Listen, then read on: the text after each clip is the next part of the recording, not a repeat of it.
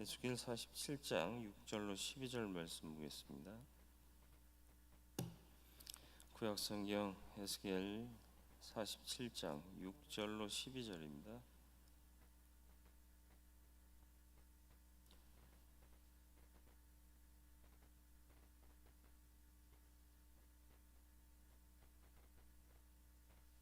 한 절씩 교독하고 12절 같이 읽습니다.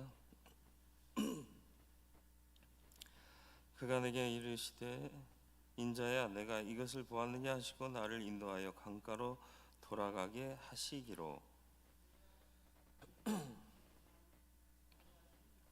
그가 내게 이르시되 이 물이 동쪽으로 향하여 흘러 아라바로 내려가서 바다에 이르리니 이 흘러내리는 물로 그 바다의 물이 되살아나리라.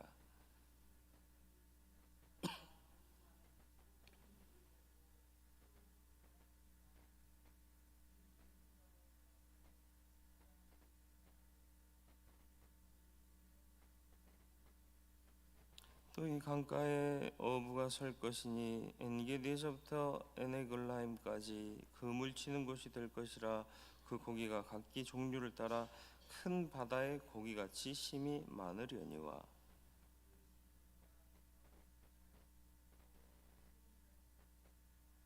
강 좌우 가에는 각종 먹을 과실나무가 자라서 그 잎이 시들지 아니하며 열매가 끊이지 아니하고 달마다 새 열매를 맺으리니 그 물이 성소를 통하여 나옴이라. 그 열매는 먹을 만하고 그 잎사귀는 약재료가 되리라. 아멘. 에스겔 47장 1절부터 5절까지는 환상 중에 거룩한 생명의 물이 성전 문지방 밑으로 흘러 동쪽으로 향해 바깥문으로 스며 나오고 그 물이 점점 많아 발목, 무릎, 허리 그리고 사람이 능히 건너지 못할 강이 되었다. 또 이어지는 본문에서는 그 물이 흘러 들어가는 곳마다 생물이 살아나고 바닷물도 되살아난다.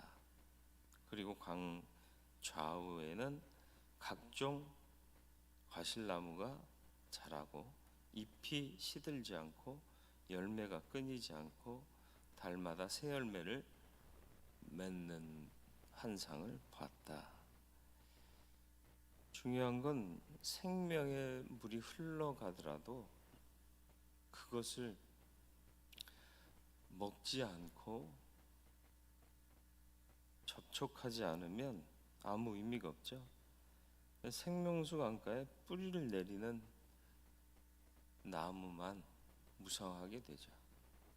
물과 상관없는 게 아니라 생명의 물이 삶의 기저가 돼야 되고 생명을 공급받아야 된다라는 거죠. 형통하고 마르지 않는 삶을 살려면 뿌리를 잘 내려야 하고 그 물을 받아들이고 취해야 된다. 생명수와 같은 말씀, 은혜, 복음이 계속 흘러 내려가게 해야 할 뿐만 아니라 그것이 내게도 생명을 유지하는 작용을 할 수 있도록 마시고 먹어야 한다라는 것입니다.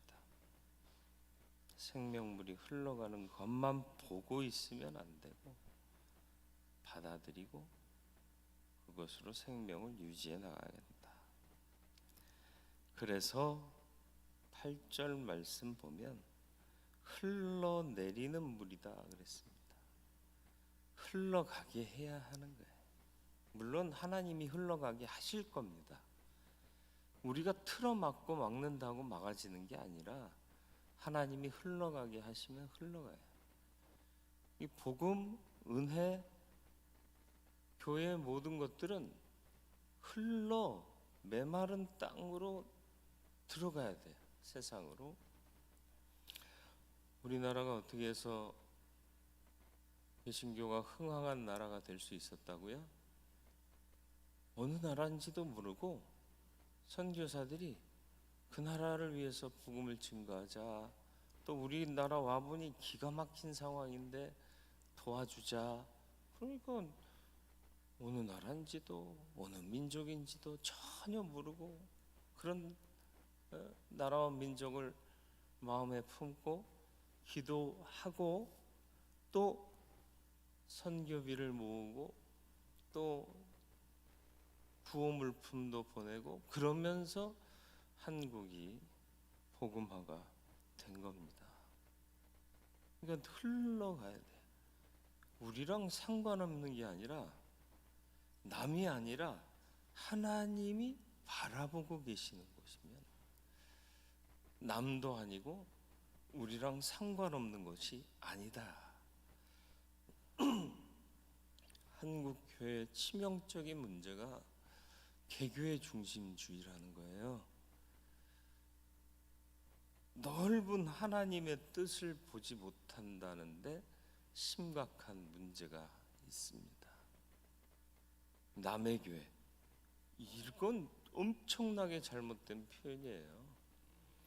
다 주님의 교회고 우리는 그 주님의 교회에 종으로 부름받은 자기 때문에 어떤 교회든 남의 교회는 아니에요. 주의 교회. 그러나 내가 있어야 하고 섬기라고 주인께서 이 공동체로 부르신 거죠. 이 교회로. 그러니까 주인의 뜻에 우리는 철저히 순종하는 종이잖아요. 우리가 주인이 아니라, 내가 이 교회를 선택해서 온 게 아니라 주님이 나를 필요로 하셨기 때문에 이 교회에 두신 거잖아요. 그러니까 난 그 주님을 전적으로 주님이라고 인정할 뿐만 아니라 사랑해서 섬기기로 작정했잖아요. 그래서 구약에 보면 내가 종으로 왔지만 종은 희년이 되면 돌아가거든요. 그런데도 나는 종신토록 이 주인의 종으로 살겠습니다. 그러면 문지방에다 세우고 귀를 뚫었잖아요. 그리고 귀걸이를 했어요. 다른 이방 민족들은요, 귀를 뚫고 귀걸이 하는 거는 제사적인, 제의적인 행위였지만 이스라엘 백성들은 내가 주인을 너무 사랑하고 존경하고 주인께서 허락하신 이 삶이 너무 감사해서 평생 주인만 섬기겠습니다. 이 결단을 하고 예수의 흔적을 귀에 뚫지 않고 가슴에 뚫고 가슴에 새기고 사는 사람들이 그리스도인이어야 한다라는 거예요. 근데 언제부턴가 종의 흔적이 점점 사라지고 주인 행세하는 목사들도 많아지고 주인 행세하는 교인들도 많아지고, 이 교회가 왜 네 교회냐? 주님이 그렇게 안 물으실까요? 어쨌든 생명의 물이 흘러가게 하는 게 하나님의 역사를 이루어 드리는 일입니다. 멈추게 하거나 막아서면 절대 될 일도 아니고 그래서도 안 되고, 흘러가는 물만 바라보고 있지 말고 내가 취하고 내가 은혜 받고 내가 생명을 얻어야지, 강가에 있다고 풀을 수 있냐? 뿌리가 뻗어 그 물을 빨아들여야 푸르고 생명을 잃지 않는 거죠. 9절에 보니까 이 강물이 이르는 곳마다 번성하는 모든 생물이 살고 또 고기가 심이 많으려니 이 물이 흘러 들어가므로, 흘러 들어가서 작용을 해야 되는 거예요.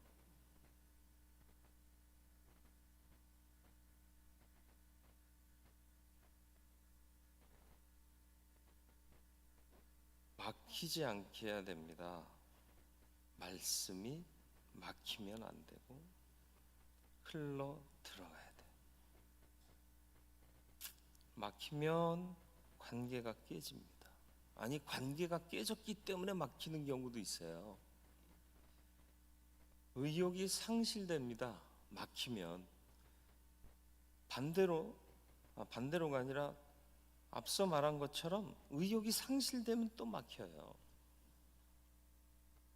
뭔가 마음이 상하면 막혀요.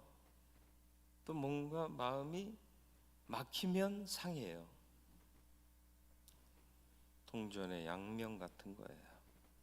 그렇기 때문에 흘러 내려가야 하고 흘러 들어가야 하는 것이 이 성전으로부터 나온 물입니다. 이렇게 잘 받아들이면 무슨 역사가 일어나느냐? 죽었던 것들이 살아나요. 또 12절 강 좌우가에는 각종 먹을 과실나무가 자라서 그 잎이 시들지 아니하며 열매가 끊이지 아니하고 달마다 새 열매를 맺으리니. 나무가 얼마 만에 열매를 맺죠?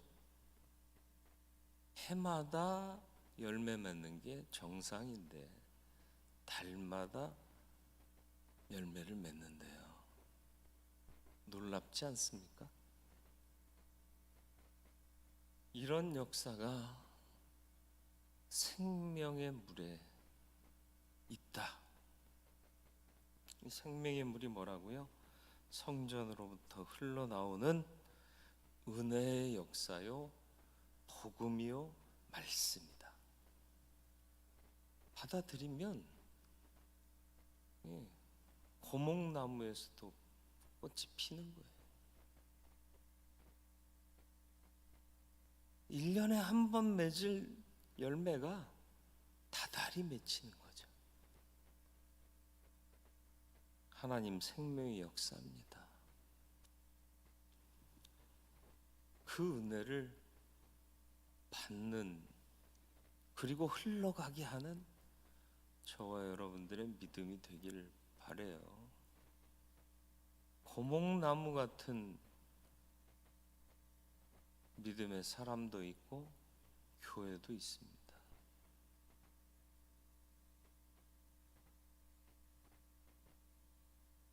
생명의 역사가 일어나야 할 줄 믿습니다. 거룩하고 자비로우신 아버지 하나님, 생명의 물이 흘러가는 것을 내가 취하여 풍성한 생명의 역사를 누리며 살게 해 주옵소서. 막혀 있지는 않습니까? 흘러 내려가야 할 것이고 흘러 들어가고 들어와야 합니다.